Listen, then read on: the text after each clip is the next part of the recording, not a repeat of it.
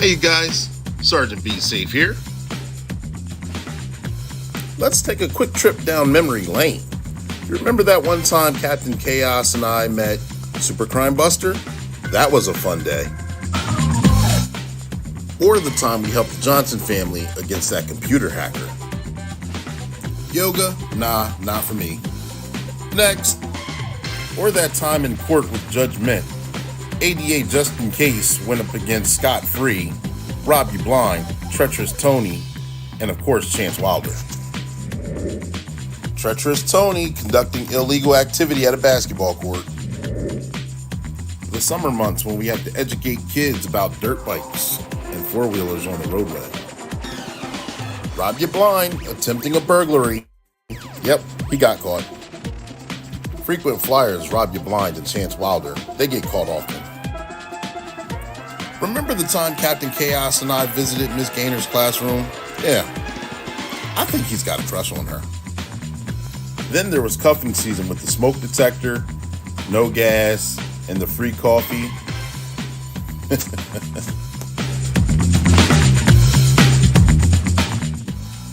Or this poor guy who had to go up against Nasty Nina and her attorney, Wacky Tacky. Or how about the time Rob You Blind and Treacherous Tony got into that traffic accident while drinking and driving? They really thought they were going to run away. These and many more adventures can be seen on our YouTube page and also during the podcast Black and Blue. Don't forget to watch us and subscribe, and that's your tip of the day to get you on your way.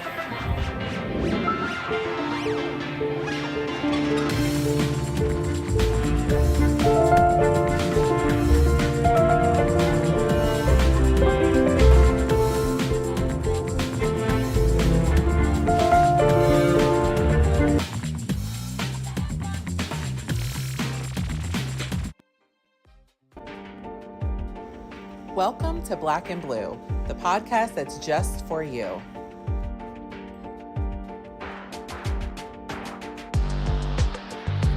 We bring solutions to everyday problems. We are here to humanize the badge. By interviewing first responders and discussing their trainings, experiences, and publications. Black and Blue airs weekly at 7 p.m. Eastern Standard Time. Tune in.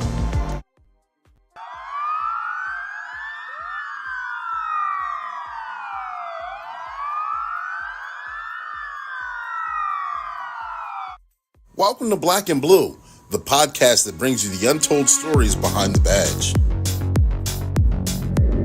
Every week at 7 p.m. Eastern Standard Time, we dive deep into the lives of our unsung heroes, the first responders and law enforcement officers who put their lives on the line to protect us all. So join us as we humanize the badge. We shed light on the incredible individuals who wear it proudly. From rookies just starting out on their journey to seasoned vets with years of experience, even retirees who continue to make a difference in their communities. Come with us and discover the trainings that mold us.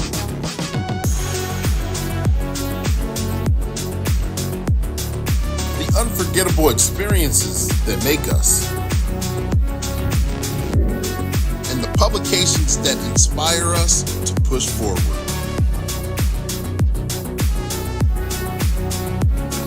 So buckle up and get ready to embark on a thrilling journey through the lives of those who protect and serve.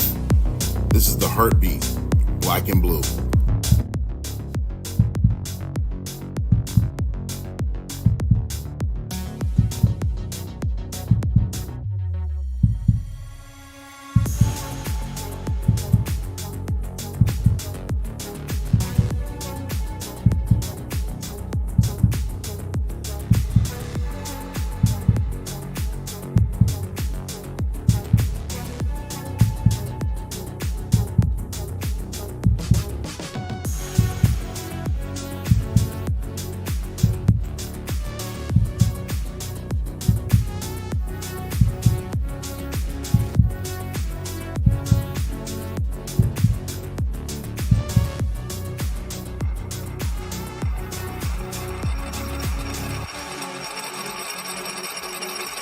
Black and Blue, where the stories behind the badge are true. Welcome, ladies and gentlemen, boys and girls. Welcome to another episode of Black and Blue. I am your host. I'm your motivational speaker, your empowerment coach, your author, and your favorite baker's favorite baker, Coach Clee, coming at you. Some of you know me as Coach Clee. Some of you know me as Clark Tent. Some of you know me as Clee Tillman. I am the host of Black and Blue. I want to welcome you. Thank you. We go live weekly at 7 p.m. Eastern Standard Time. And when we go live with someone from either a first responder or with the law enforcement community. And we either talk about whether they're rookie, whether they're seasoned, whether they're retirees. And we talk about their trainings, experiences, and their publications. And we got another barn burner today. I told you this month of January 2024, we're going to be hitting the ground running, and we're going to have a lot of fun while doing it. You guys saw the Sergeant Be Safe commercial that played in the beginning. I hope you guys like that one. We'll have a few more to play throughout the course of this conversation. Buckle up, get ready. We're going to have a lot of fun today. We're streaming on 5 different platforms right now, ladies and gentlemen, 5 different. We're on 2 on YouTube. We're on 2 on Facebook, and we're on 1 on LinkedIn. And later, this will be uploaded to Spotify as well. So make sure you guys get your questions ready, because this is live and interactive. So therefore, if you're looking for the shout out, you got to put your name and where you're from in the comment section, so I know who's on here, and we'll give you the shout out that you're looking for. Also, if you have a question, you got to put that in the comment section, because I can't see who's on here since we're streaming on so many different platforms. You got to put that in the comment section, and we will address it accordingly. And understand there's about a 5 to 10 second delay from the time that you post it to the time that we see it. So we'll get to it as soon as we can. All right. Make sure you hit that like button, because likes are free. It keeps the algorithm going. Hit that subscribe button if this is your first time attending. All right. Got a lot of fun going on. You see the website scrolling below. You see it in various places on this on your screen right here on this frame. This workwithclee.com is the website for One Way Publishing. One Way Publishing is our sponsor that lets us put on the Sergeant Be Safe cartoons, that sponsors us for the podcast itself. And you see a couple of the books behind me. A few of them I wrote, and a few of them are their clients' book through One Way Publishing. One Way Publishing, their motto is they can turn a mere thought into a book this ball. Let me put some of the new ones that are up here quickly. Some of the new ones, I put the banners the wrong way. You know, I got to get things situated. Shayla Thompson and Sophia Thompson, they a mother-daughter duo that did their first children's book, To Be So Tall, was with One Way Publishing. Make sure you guys check that out. That's available on Amazon. Kay Childs wrote her book. It took her 30 years to do it, because she didn't believe that she could, and she got her book of poetry finally up there. So make sure you guys check that out as well. That's on Amazon as well. And there's many more books on the website itself. So check that out. You see it scrolling below, not right now, but when you can, make sure you guys check that out. Another announcement we have here. Do I have it up here? I hope so. There we go. Sergeant Steve Sweeting. He's a former guest on the show. He's giving a training seminar, or he's affiliated with the training seminar. Those of you in the Arizona area, I don't have the dates and times. Where are we? We're Thursday, February 29th, 2024, between 8:30 and 4:30. There's a training going on. Make sure you guys check that flyer out. That's also posted on my LinkedIn page. Appreciate him. Thank you he's a great guy. The Street Stoic. If you haven't read his book, if you haven't seen that interview, ladies and gentlemen, boys and girls, you guys are missing out on something. Who we got here? We got Happy Tuesday. Shayla, absolutely. Thank you for tuning in. Make sure you guys tag, like, and share. We got a barn burner here. Many of you guys may know who she is. She's actually been featured on the show in a different capacity when we had on documentary creator Jason Harney. And he was a lot of fun to have on the show. She's also been in his documentary Wristlock, and he gave me permission to show this. So before we actually jump into the interview, I'm going to give you a little foundation on who she is and what she's doing here in the law enforcement community. All right. In 2019, 228 police officers died by suicide. 147 died in the line of duty. This is a pretty big difference. That would make the #1 cop killer in America mental health. When you experience or witness a trauma, your brain will take a little snapshot. Like even right now, we're taking a snapshot and you'll never forget this moment, or you might forget it unless you see a green wall somewhere. And then you're like, oh, I remember that one time. Okay, I like to call this the box. Erica Gaines is the creator of Tacmobility, Controlling the Mind and the Machine. a class designed to help law enforcement officers manage stress and trauma through rehabilitative stretching and breathing, all through the belief that supporting the mental and physical health of officers will ultimately bring them closer to the communities they serve.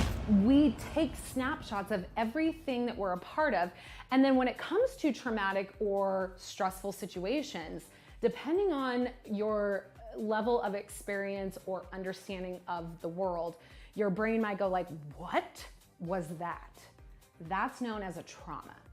That's how I define it. It's based on your level of surprise. So when I think about just the average police officer with all of their regular human problems and all of their regular stressors, and then I think about them doing these like very extraordinary jobs, like being exposed to unbelievable traumas that we can't even make up. It's mind-blowing to me that anybody would think that you don't need to spend time recovering from something so intense.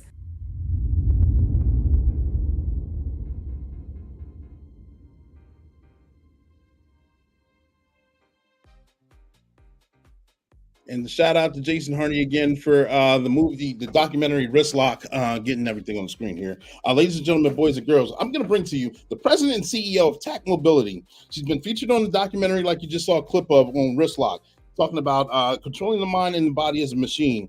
One of her goals is to heal the racial divide between individuals of color, persons of color, and the law enforcement community itself. And not only that, but combating the number one killer with law enforcement officers, which is suicide, or we like to say self-delete because, you know, YouTube likes to censor some words or whatever we got going on. Ladies and gentlemen, boys and girls, without further ado, I'm going to bring her to the stage. We got Erica Gaines. Erica, are you here? I'm here. Hey. Perfect. How's it going? I'm wonderful. How are you? Yeah, I'm doing good, man. Did a little outfit change since the last time you saw me. Change. That's what I'm talking about. Thank you for making yourself available and coming on the platform. Can you tell us a little bit about yourself? Yeah, for sure. So like you said, I'm the CEO of Tacmobility, and I'm just really committed and obsessed with recovery and helping people feel better. I saw in your intro video that you tried yoga and it was not for you. And I really wanted to kind of like open up people's minds to like the various forms of recovery that is available. We've got to teach officers to just learn more skills when it comes to like taking care of their bodies. So that's what we do. I believe that. And that wasn't a shot. That's ask me that a year from now and I can explain it. Right now I can't explain it for legalese reasons. Ask me that question later and I'll be able to explain it. That is totally off kilter. the yoga information, that is. But I know you're with wellness and recovery and all. How did you actually get obsessed with being in the law enforcement community in itself? How did you become obsessed with that? Well, I was already a yoga instructor when I first started working with you guys, but prior to me making this company, I used to sell switchblades at some of your police trainings at different conferences. And it was really where I got to, you know, like my first introduction to, I don't know, I guess what the real cop is. You guys, your vibe is just super chill. You treat people like family. And like when I first met large groups of you, I was like, I know what this feels like. Like, it feels like we're family. Like this feels like what it feels like when I'm around Black people. So I was like, okay, I was like, I vibe with this. I like this. And yeah, and pretty soon I just started observing how your guys' bodies move and what your bodies look like, and started hearing stories, and I'm like, oh no. What are you like? Are you okay? Like, what do you do to recover? And at the time, the idea of recovery was just, it was non-existent. People weren't prioritizing self-care or wellness. And so it's been really cool to see how things have evolved. But yeah, I got started just, you know, kind of kicking it with you guys and just seeing what life was like. Wow, at conventions. And so before you actually were selling the switchblades and you got to see how we vibed outside of our element, or just how we treated everyone like family, what was your initial thought of police officers beforehand?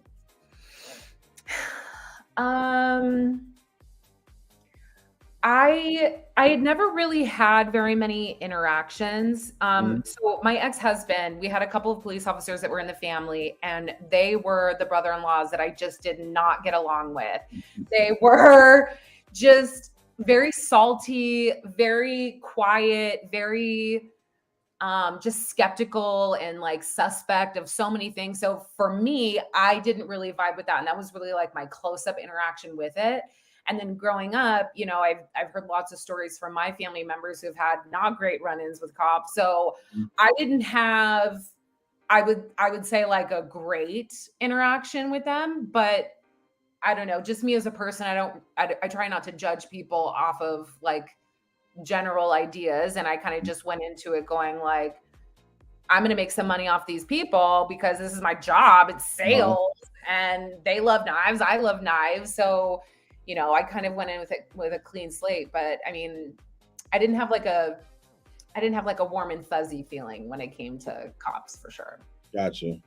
Yeah. And then once you started hanging around individual cops and law enforcement and first responders, and like you said, you see the body language, you could kind of pick up on the nonverbal cues, and you're like, things started buzzing.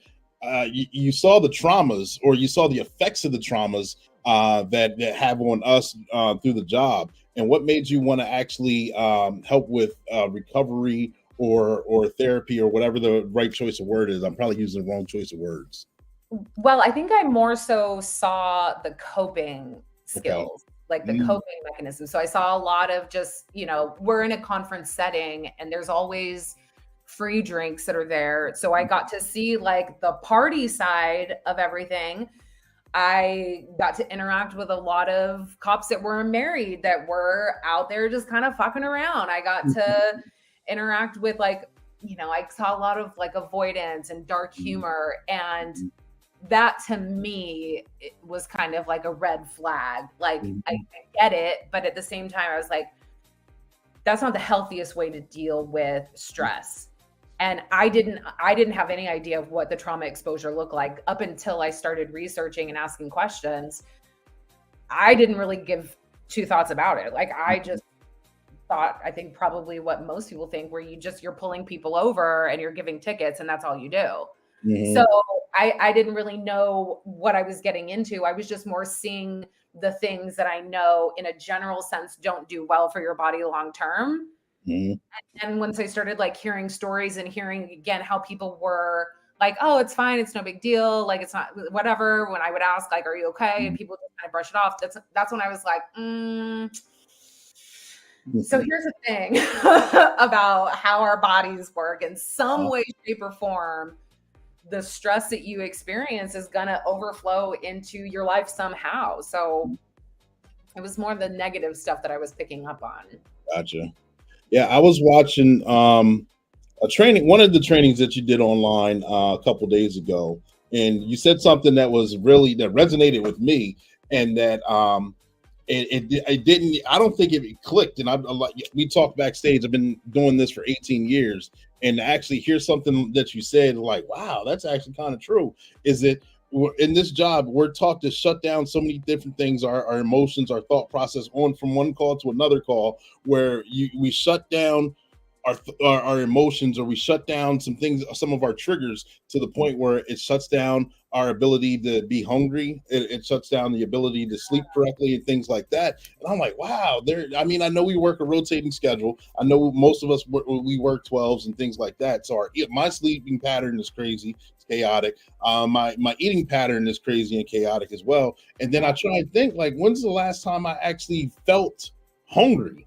And I know sometimes during the day I need to eat because, all right, well, it's about time to eat because it's breakfast time. But do I actually have like hunger pains? And I'm like, I don't even remember the last time I really did, unless I went a full day and my body was just going, it was just crazy. Dude, for reals. So like wellness, mental health training aside, there's like the very just regular ass stuff of like, how is your body talking to you? Can you even hear it anymore? And I think, you know, when you work in a field like you do, and you're going, and then when you're not going, you're trying to kind of shift gears into family life or your personal life, your your well-being and your self-care will just naturally fall to the bottom. Like if you have any single moms that are listening to this podcast, like this is another group of people where like you're putting all of these people first. So your physical needs just end up being last. Like simple things like, are you going pee when your body says I have to go pee, or do you just ignore it and your body just gets used to like just putting off these regular biological needs that you have? Like it's so interesting to me. It is. It is. That resonated with me. I was like, wow, something simple. And I never thought about it like that until I actually heard it. Like, wow, that's crazy. Yeah. Well, our body is, we have to achieve these certain levels of perceived safety in order for some of our body's functions to do what they naturally do. One of those things being like reproduction or like sexual intimacy. If like I was listening to a podcast the other day and this sex therapist was talking about, how your sex drive goes down when your stress is increased, and it predates to when we were, when we're like cavemen. You don't need to have a boner if you're running from a saber-toothed tiger. Like it's very simple. It makes sense though. There are basic things. Like you don't need to eat a pizza if you're running from a dinosaur. Yeah. So they're really basic things, but all of that stuff adds up over time. And I think when we're talking about wellness, especially police wellness, there's so many different avenues that we can look at, like nutrition. We can look at sleep. We can look at relationships. There's just so many things. So how did you become the president and CEO of Tacmobility? What's the origin of that? And can you tell us how many trainings you put on, or how many first responders you've been in front of or affected their lives? Yeah. I should have calculated the number. So I don't have a rough number. I think the last time that we looked at our training roster, we were over the 800 number. So we've trained quite a few police officers. But it all kind of got started when I put myself through one of those shooting simulations. And it was out of training, so it was downtime. And like, the guys over at Vertra had gotten to know him, and they're like, well, just put her in there. And I did it. And I remember just walking out and having this full body, just overwhelming feeling. And it kind of, it made me realize that you guys are a big group of liars. Every time that I was asking you how you dealt with the job, and you're like, it's fine, it's not a big deal, I was like, Abigail bullshit. Like it was just a very extreme experience for me. Obviously, I'm not from your guys' community, so it was something very different than what I've ever experienced. But it was like, I want to know more about this because, really, like the big poignant question that I walked out with was like, I wonder if what people view as like racism or bias. Police reform was like a very, very hot topic at the time that I started this around 2017. So I walked out going like, I wonder if like what people view as racism or bias is really like this human limitation or this trauma response, but we're catching it on camera. And one camera view at that. And it just really made me want to like press into the relationships that I had formed and start asking people, what are your guys' experiences like with that moment? Like, how are you guys trained for that? What do you do when that happens? Like, how do you understand what your body's doing in those moments? And from there, we ended up building like this really huge survey that has, now it has over 2,000 police responses, but we just started like looking at this information and realizing like, man, if we're going to talk about police reform and we are not going to include the well-being of the people who are like carrying out these policies that are supposed to perform, we're not going to get anywhere successful. And so that was kind of like the route that I was taking. I was like, hey, I want to know what this is like. And then I ended up finding that suicide is like the fastest growing way that law enforcement officers die. And I was like, what? Yeah. It was such a surprise, and it came out of left field because no one was talking about this. Like everyone was like, we're good. Yeah. That's a Like, commonality. Yeah. like, we're fine. We're tough. We're badasses. Like, we're all the things. Like, we've got the t-shirts. But when Yeah. it came to like mental health, it was like, no, we're not talking about it. So I was like, I want to build something that doesn't suck when it comes to wellness. So we kind of got a tagline, resiliency training that doesn't suck. Like you have to be able to take wellness trainings that you approve, something that you can invest in, like your emotions. Like if you're not buying into wellness, you're not going to do it. Mm-hmm. Yeah. Yeah. I remember going through the academy, and one of the first things they said, the number one killer, like you said, for law enforcement, first responders, is suicide, self-deletion. And it was shocking to me then, because I'm like, man, why would you want to do that? Like, I've been yearning to get into this job my entire life. Finally in the academy, and you're saying we're our own worst enemy. We're taking ourselves out. And I came in at a time where you don't talk about your feelings. You don't talk about what's going on. You don't talk about, you keep your problems, whatever you're going through at home, you keep that limited. You don't bring that to the job.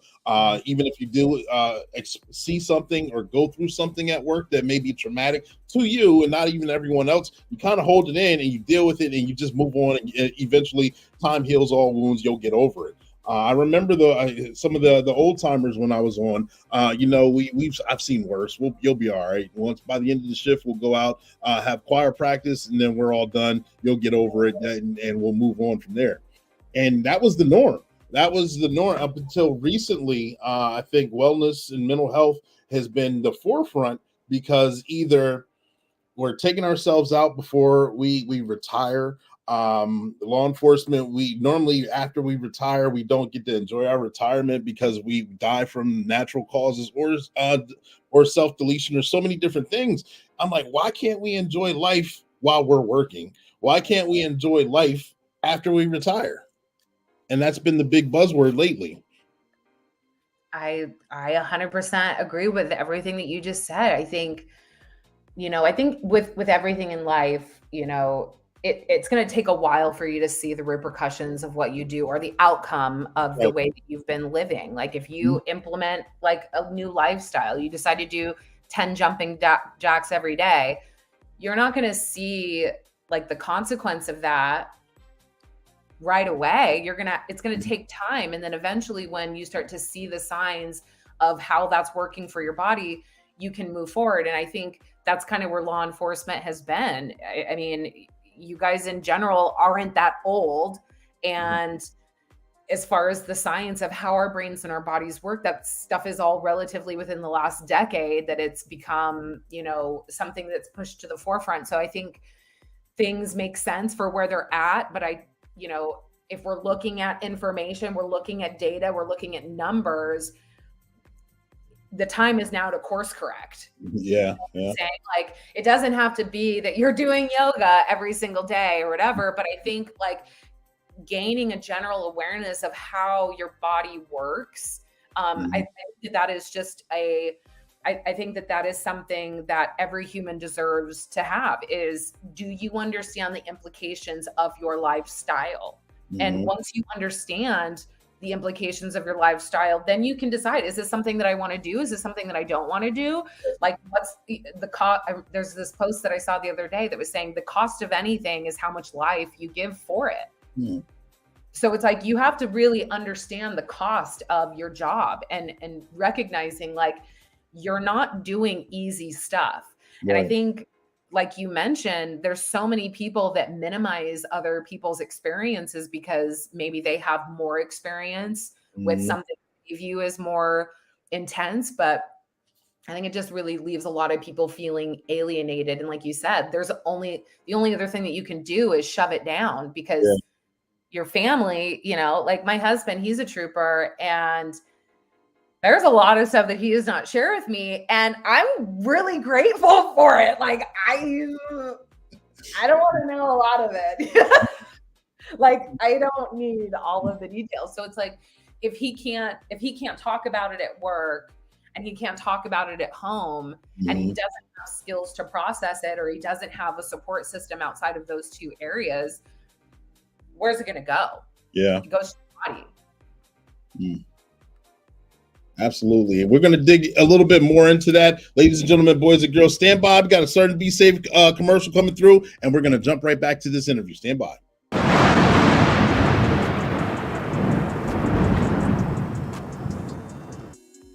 Meanwhile, at the Hall of Justice.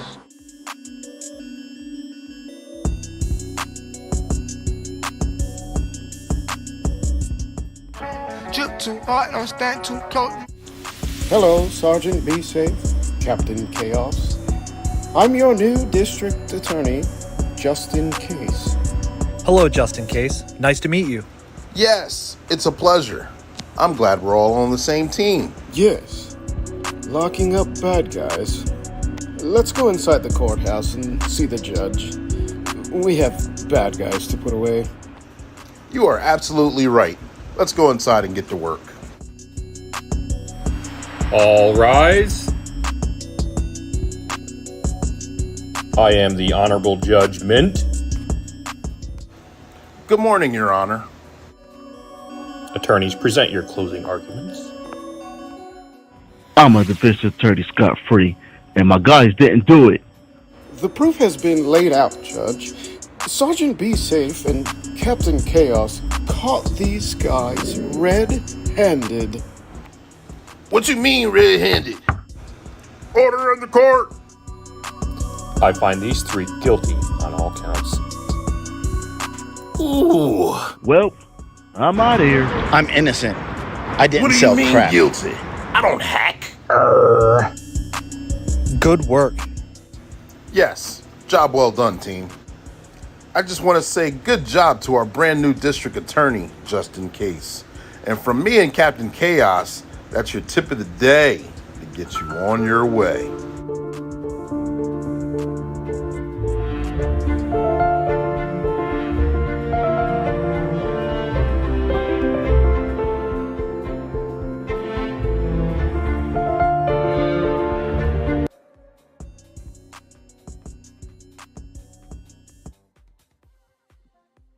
And we are back, ladies and gentlemen, boys and girls. Shout out to those voiceovers with Sergeant Be Safe. They don't want the recognition I believe they deserve. So if you know who they are, give them the shout out. If you know the community that they're with, give them the shout out. I won't put them on blast right now, but I appreciate the hard work they do. But we're jumping right back in this interview with Eric Gaines, and we were just talking about wellness, and we were talking about how the law enforcement community bottles things in. And either if you're not able to talk about it in some sort of platform or get it out in some sort of positive way, then it affects the body. What are some of the effects that you see on the body for those that we shove it down and we harbor the trauma, pain, whatever it may be from the job itself? What are some known factors that is like blaring to you that you see all the time? Waking up in your body feeling like it got hit by a truck. It's so interesting because we don't think about chronic pain being associated with stress, but if your body is constantly just trying to deal with stress by keeping it in, you know, that idea of bottling it up, you're keeping all kinds of nervous energy within your body. You're going to squeeze your muscles against the bones.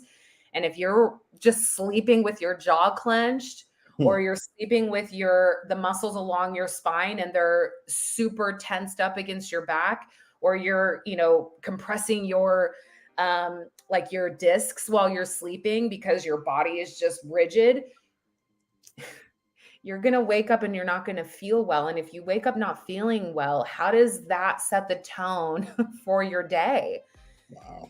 It's really basic, but that happens a lot. We see a lot of IBS, a lot of gut issues happening, which makes a lot of sense to me. You interact with a lot of policies and procedures that you may or may not like. A lot of people are having uncomfortable conversations with their leaders and managers. And, I think of younger police officers that are not used to walking up to strangers and having uncomfortable conversations or having somebody yell at them. We have so many connections between our brain and our gut that are really alerting us to danger that could be potentially in the future, that people are not connecting the dots of, oh, my stomach always feels like garbage, and oh yeah, that's right, I'm always in a stressful environment. So those are the basic body things that we see a lot. But yeah, the chronic tension is a really big one. Like when I first met you guys and just listening to the war stories and, you know, back in the day and all this stuff, and people getting hit by cars, people getting, I just worked with an officer here locally, and he's a motorist cop, and he had 6 surgeries. I said, Wow. right. And I'm going, man, how does your body feel in the day to day? He's like garbage. Like real talk. Like we could talk about mental health all day long, but like if you just wake up and your body feels like garbage, man. So I swear to God, you were just preaching to me just a minute ago. And I know you probably hear it a lot, but I chronic back pain is something that goes on in this community. You know, we got the ballistic vest, the duty belt. I got the pains are there, whether they're level 10 or level 2. It's always constant. It doesn't go away. And then, you know, you can't wait to go to bed and sleep. And then when you wake up and like it automatically you got to stretch and then pop this and pop that. And the pain is still there. I'm like, wow, this is going to be forever now. And it's annoying, but it's to the point now. It's been so long that I hate to say you get used to it.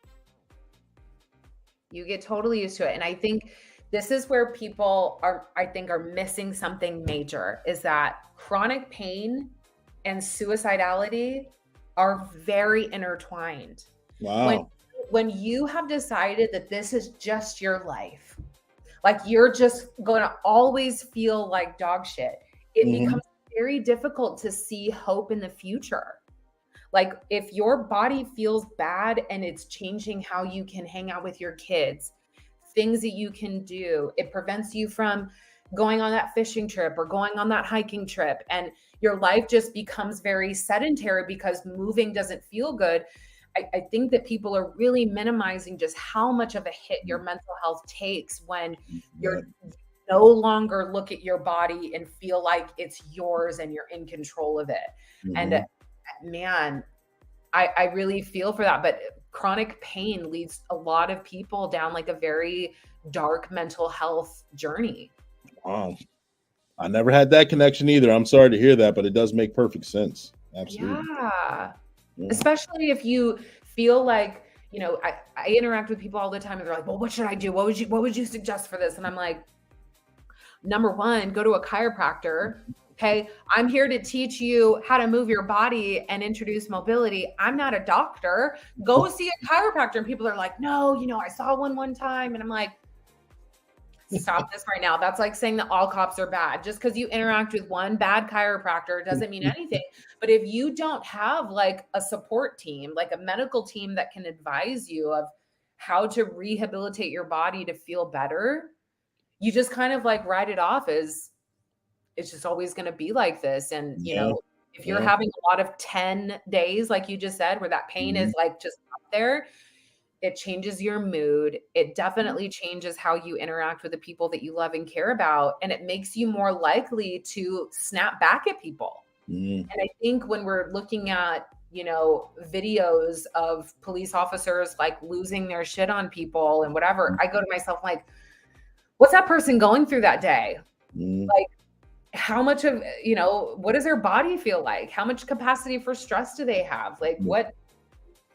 Yeah, I feel like it's just a deeper conversation, mental health, you know, than just like, oh, I feel depressed. Why? Yeah. So with a training that you would put on, can you give us a quick scenario? I know you don't have to give us your proprietary blend and things like that, but if you were putting on a training for it, what type of things would you cover?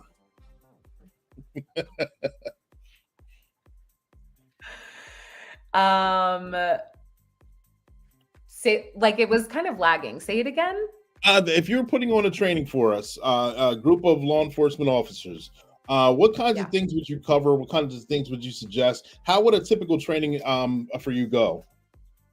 We start with a lot of information. Like my philosophy is like, I'm going to throw a bunch of shit at the wall, and whatever sticks, run with it, because it's a lot of information that we cover in 4 hours. There's a lot of science stuff, but I think one of the most impactful things that we do in our trainings is we show data from our surveys. We have quite a few of them. We have a total of 7 now, but the big one that has like the 2,500 responses is really just information about what other officers across the United States are experiencing. Because I think, like you said, if when you're at work, people aren't talking about it, and things are being minimized, and you're not talking about it at home, you're kind of left to just feel all the feels. So being able to show how many officers associate spousal friction with stress, or how many people have chronic back pain, or how many people are stressed by poor leadership, I think really helps people feel like they're normal, like there's nothing wrong with them. And when we bring the science to the table, it demystifies the things that we don't understand. I think in general, anything that you don't have a clear understanding on, you're left to storytelling, right? Like, I think back to how we used to think that people were vampires. And then we start learning about like vitamin C deficiencies and your gums bleeding and people being, this lack of sunlight. And now we're seeing like the science behind the mysticism. And I think that has been the most impactful, is people being able to go, oh, I get it. Now I understand whatever it is that I intuitively know, that gut feeling, being able to see a visual of how that works really helps people feel more in control of their body. What's wellness to me is not going to be wellness to you. Fun being that I have a lot of fucking time. Like, I don't interact with like stress that's level 10, and I'm not, my physical safety is not being threatened. And, also I live in a world where, I've got plants around me all day. So it's like, what's wellness to me is going to be different. So I think just enabling people to know how some of those mechanisms in their body work allows them to, it kind of gives them that freedom to go like, hey, how do I want to incorporate wellness into my life? What would that look like for me? Yeah. And then what we're known for is practicing. Wellness is one of those types of trainings within law enforcement where it's very workshop centered, and it makes me so mad because oh my God, it makes it just fun. Wellness is such a new concept for a lot of people who have been in law enforcement for a long time. Like a lot of people look at wellness as like, that is some weird shit. I am not going to do that. It's stigmatized. 100%. Yeah. So it's like, if you're just putting a workshop on and you've got some boring ass PowerPoint with like pictures from 1990 and it's this completely new concept, and then you just like say, peace be with you, I hope that things go well. The chances of those attendees actually picking up those skills that you're trying to teach, it's just very, very low, which is why when you do any other form of training, you have a standard, you've got to practice it, and you've got to hopefully meet those standards yearly, or else we've got problems on our hands, right? Because we know that there's some potential consequences. And so what we do is say like, hey, here's a bunch of wellness information. Here's how our bodies work. Here's like a very basic way of understanding. And now we're going to practice some of this stuff. So it's not enough to just tell you that you need to breathe and hope you do it. We're going to show you why you need to breathe. We're going to demonstrate how you breathe, and we're going to have you practice how to breathe. Gotcha. And we bring in cold exposure so that you can actually experience a fight or flight response in your body. And in real time, you'll get to witness how well you're doing at recovering, how well you're regulating your nervous system. You can even track it with, if you have like a heart rate monitor, you can see that stuff. So you can know for the future what you're going to fall back on. Nice. So with all that, Do you have any positive interactions or success stories that you can share with us? Yeah, man. We interact with people all the time. So one of the things that we really pride ourselves on is that we have 100% class engagement, and we've never gotten a bad review. And actually, I lied. A lot of people don't like my nose ring, but as far as the content of the training, a lot of people really resonate with the training where, okay, ooh, these statistics make sense to me. But one of the things that really stands out in my mind is the number of people who've reached out to say, I was going to kill myself. Wow. And your page on Instagram or your content or your videos helped me hang on. I'm thinking of one specific cop, and we kind of became like little DM friends where we just throughout the course of a couple of years would just like send messages, and she'd comment on my stuff. And one of the quotes that we like to say is, it's not you, it's the chemicals.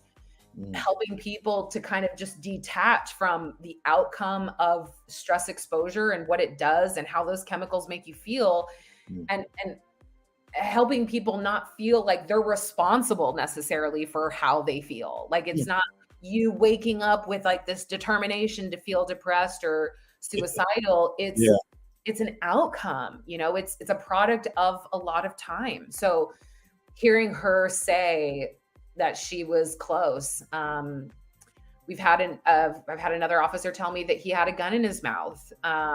So we get a lot of very real stories of people going, man, like you just kind of helped me hang on. And to me, that's my job is done. Yeah, that's a win in itself. Congratulations on all the success stories. In this community, we hear about all the horror stories, and unfortunately, sometimes it's just it's never good, but it just seems all right. Another one, man. I'm sorry to hear it, and it's normal, and it's another one, and it's always one too many. And we have the campaigns going, we have the slogans going, but as far as reach out to someone or talk to someone, or you don't have to go through it by yourself. You have those peer programs out there. But yet, it's still a high number that we're taking our own selves out. So to actually have someone that's on the cusp, on the verge, ready, right there on the cliff, and they turn away and come back, that's a good thing. It's a good thing. Oh, it makes us feel so good. And those are the things that like we send to the team, and we just remind them like we are doing some important work and supporting police. Like you guys do such a big job. And I think, even as a police wife and someone that's been involved in police training for 5 years, I don't know the half of what you guys deal with. I can't tell you how many ride-alongs I've gone on, and I still I'll never understand it because I'm not in it. You said that you've been in it for like 18 years or something like that, right? Yep. How many days, how many hours has your body been in that type of environment? And if I can just be a small part of your success or anybody else's success, like I'm happy. Nice. Thank you. So with the website scrolling below, ladies and gentlemen, boys and girls, if anyone wanted to reach out to you or attend the training or anything like that, how would they go about doing that? Go to the website, tacmobility.org. There's a lot of resources. There's training information. We have full-length videos for recovery. We've got a lot of downloads for people. A lot of cops love free shit. That is one thing that I have learned from y'all. They're like, do you want us to pay money? We have plenty of free stuff. So go to the website. But I think like if your listeners, if your followers could help us with our anonymous surveys, that is really going to be the best way that people in the police community can support each other. Is if we can get more information, then we can help advocate for better training. We can advocate for what it is that you guys want. And we're currently doing, have you ever heard of the ACE study? I have not. It's this 10-question test that it's called the Adverse Childhood Effects Test. Okay. And it's 10 different questions that are asking you about what life was like before the age of 18. And This is a test where you've heard of it? Yeah. I described that way. Yes. The title itself, I don't think I heard of, but yes, I heard of the test. Okay, so we are trying to survey as many police officers and first responders in the United States as possible. I think we only have like 270. We want to reach 1,000. That information is really helpful because, I mean, if people don't realize that what you went through as a childhood has major health implications as an adult, you don't know what to look out for. So that's a big one, surveys. All right. Ladies and gentlemen, boys and girls, make sure if you're in the law enforcement community, make sure you knock out that survey. Tacmobility.org. It's scrolling below. So, ladies and gentlemen, boys and girls, make sure you guys check that out. Absolutely. And one more thing, before we were backstage and you were talking about your Instagram page is getting a lot of buzz with a lot of topics. Anything you want to share with us on that? Yeah. She's laughing. So cops treat cops worse than citizens do. You guys are terrible. Oh. Yeah, like the amount of shit talking and gossiping that I hear from your guy, like just about each other, just this constant. I'm going like, man, y'all are talking about mental health, but nobody's talking about how much negativity and like the fear of like you can't be honest with the people that you're around. You can't tell somebody your secrets because that shit's gonna get out, or like people not wanting to go to peer support. That's a huge thing. Yeah, because gossiping and shit talking within the community it's so prevalent, and that takes a toll on your body. Someone posted a comment saying that the front plate is for citizens and the back plate is for inside. For your fellow cops. And I said, dang,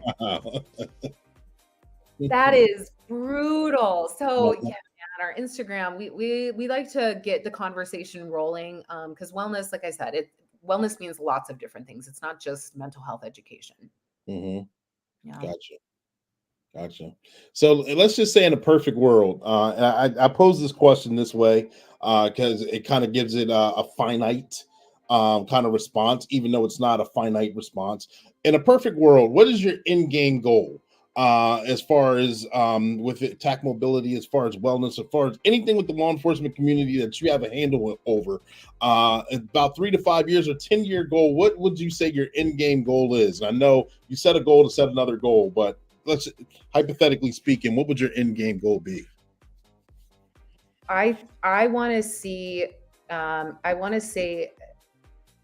the structure change in the sense that I think that police officers need to be given month-long paid sabbaticals after 6 years and receive full benefits after 10 years. Because I think what we're seeing is a lot of people who you get this job and you're enslaved to the future benefits. And a lot of people are staying in this career for longer than they need to, whether that is for health reasons or because they've become apathetic or they're making major mistakes that have like big community repercussions. I think that if we can ensure that people are receiving benefits for the services that they're providing for 10 years, they deserve to be rewarded with something. I think that that's going to really improve wellness if people have something that they can look forward to. The idea of a month off, I don't have to, this is preaching to the choir, but if you have 3 days off, you're only spending 2 of those days off. Like, that's not enough. And I think if people have the security that they can leave that job for a month and just balance out their nervous system and regulate their sleep and hope and dream and kind of get back to some of their hobbies and invest in their personal lives and be able to go back to the job knowing their rank has not changed. They're going to be apprised and filled in of everything that they missed. They're not going to lose out on any opportunities. I can't see how that would have a negative impact in building something sustainable for law enforcement. Wow, that's interesting. Of course, I like that. I qualify already. But seriously, all jokes aside, I think that would be very beneficial. Just for the simple fact is, you said the getting your sleep pattern on, or to dream again. And I'm like, man, I mean, of course, daydreaming and dreaming on setting goals, but actually a physical dream while sleeping at night. I don't remember the last time I had a dream that I can remember. And that's normal. That's normal for me. It's not something that's shared, but I mean, I know that's very prevalent in this community too, because our sleep patterns are disrupted. 100%. Like, to get your brain waves during your sleep cycle to regulate that stuff. I mean, everything starts with your sleep. And if your sleep is being disrupted, or you're not even getting deep sleep and you're only, getting maybe 20 minutes of your REM, that is going to have major health implications. So I think, yeah, just something as basic as sleep that's a big deal. Yeah, well, absolutely. You're right. Ladies and gentlemen, boys and girls, Sergeant Be Safe is going to cut in, and we got one more point to hit before the conclusion of this interview. So stand by. All right.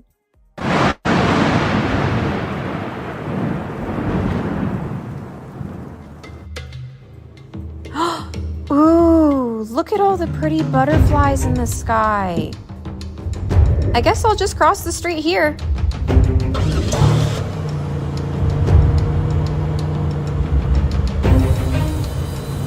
Oh, good. Light's green. I'm glad I can go. Oh my gosh, watch out. Sergeant Be Safe, Beast Mode, baby! Megan, watch out for that car! I got you. Oh, geez. I didn't even see that car coming. Oh my gosh, are you two okay? Yes, we're okay. Megan, you have to do a better job paying attention. I just wanted to cross the street. I didn't see you walking there. Megan, you just can't cross in the middle of the street. You have to go to the intersections and use the proper crosswalks. Wait for traffic to clear and then go. If you don't follow these simple directions, you could get a ticket for jaywalking, or worse, be hit by a car and seriously injured. I'll be more careful from now on. Ooh, look at the other butterfly. Oh my goodness. Sergeant Be Safe, you are the best. This is very true. Thank you very much. I did have to turn on supersonic beast mode to jump and get Megan out of the way.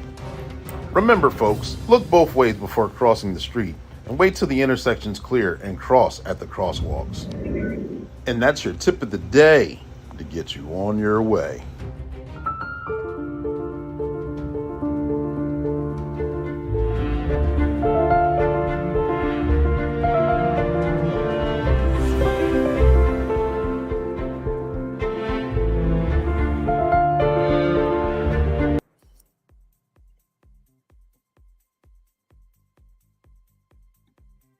All right, ladies and gentlemen, boys and girls, we are back in the studio. Got Erica Gaines right here, the president and CEO of Tacmobility. We had a wonderful discussion, learned a lot of things, said a lot of funny stuff, and a lot of information that resonated. That a veteran old guy like me, I told you earlier in the interview, some things didn't even click until hearing it with the past couple days or during this interview itself. Erica, I had a great time having this conversation with you. But before we go, I may have forgot to ask you a question, or through the course of this interview, I may have jogged your memory on something that you wanted to cover. Is there anything else that you would like to share with us right now? The floor is yours. Oh, you put me on the spot. Really, the surveys are we're having a lot of conversations about police reform, and it's such a triggering topic for clubs. Which makes a lot of sense because it's often shoved down people's throats. But being able to weigh in on what you see the future of policing to be is really, really impactful. I don't want people to give up that fight, and I don't want people to stop giving healthy, useful feedback when it comes to what reform should be. So if you can be a part of any of our anonymous surveys, that is how we're going to see change happen. Tacmobility.org/survey is a great way to weigh in on some major topics that impact your career. Absolutely. Oh, I didn't mean to do that. Hold on. Let me get it. There we go. You know, the one-man rock band. I mess up the show just by doing that. But yes, make sure, ladies and gentlemen, boys and girls, the website's scrolling below. I'll make sure it's in the comment section itself. Go there, anonymous survey. Be honest on it. A lot of good information just to make this community better. Not only does it make the law enforcement community better, it makes the community better as a whole because we work hand in hand. I know the first responder community is tight-knit, lockjaw. Things you're starting to break the mold and actually talk about things more often and have the services that'll help is just a plus all the way around. Helps the community, helps the profession, helps family members that's affiliated. So it's just a win all the way around. Erica, thank you for making yourself available and coming on the show. I appreciate you. I appreciate you donating your time and coming on here. I hope the best for you. If there's anything that I can do, and I'll definitely fill out the survey. I'll get right on that as soon as we complete this. You know I will. Let me know. I'm looking forward to watching you flourish and continuing to hear success stories for your company, for your personal well-being, and the individuals that you affect. Thanks, man. I appreciate it. Absolutely. Absolutely. Thank you. Ladies and gentlemen, boys and girls, I'm Coach Clee, your motivational speaker, your empowerment coach, your author, and your favorite baker's favorite baker. This is Black and Blue. We air 7 p.m. Eastern Standard Time weekly. We have another barn burner coming next week. Make sure you guys tune in. I want to tell you who they are, but I can't do that because I got to keep you on the edge of your seat so that way you come back in. All right. Make sure you tag, like, share, subscribe, and we will be with you. We'll be back with you next week at 7 p.m. Eastern Standard Time, where we're going to interview someone from the law enforcement community or a first responder, whether they're rookie season or retiree, and we're going to discuss their training experiences and publications, and we're going to keep this train moving forward. Thank you guys for tuning in. 10-4, over and out.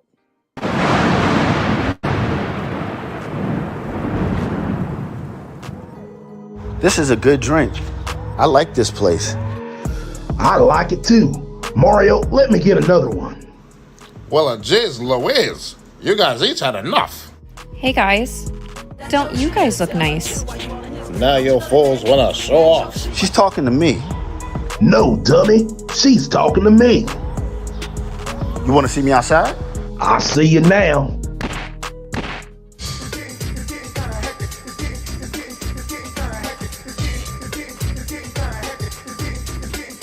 They're fighting over me. Hey, you guys need to break it up. You're wrecking my place. Hey, Sergeant Better Safer, I need your head now. Welp, I got a few pics of them. I'm out.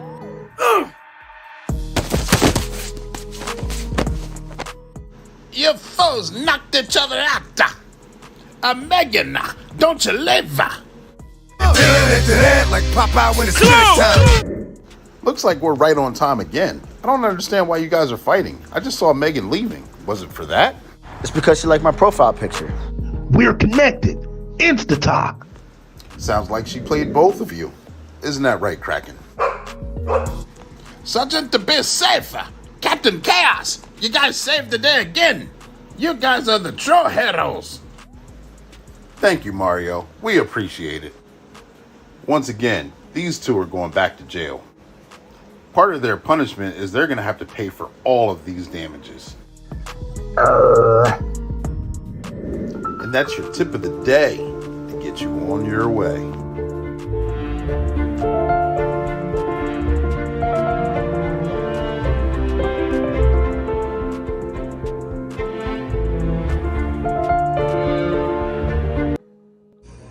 I'm not a bad cop.